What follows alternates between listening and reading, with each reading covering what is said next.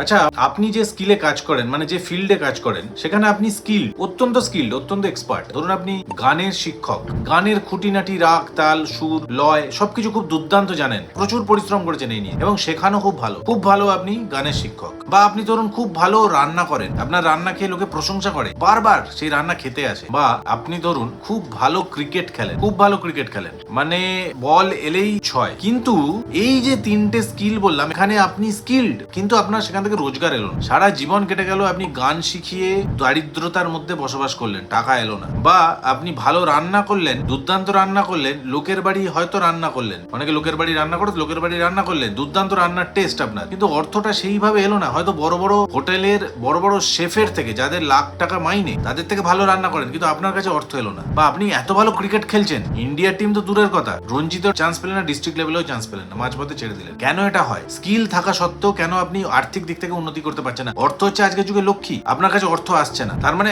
আর্থিক যে জায়গাটা, তার সঙ্গে আপনার স্কিল কানেক্টেড নেই। এখানে অ্যাস্ট্রোলজার হেল্প করতে পারবে, কানেক্টেড করে দিতে পারবে না, কিন্তু আপনার বাস্তুতে উত্তর দিক ঠিক করে, দক্ষিণ পূর্ব দিক ঠিক করে, পাইরাইট বলে জেমস্টোন আছে এবং আরো কিছু অর্থ জেনারেট করা জেমস্টোন আছে, 50 to 60% তো এনার্জাইজ করে আপনাকে উন্নতি করানো যায়। যোগাযোগ করুন এই নাম্বারে, হরোস্কোপ দেখে আমি ডেফিনেটলি আপনাদেরকে হেল্প করবো।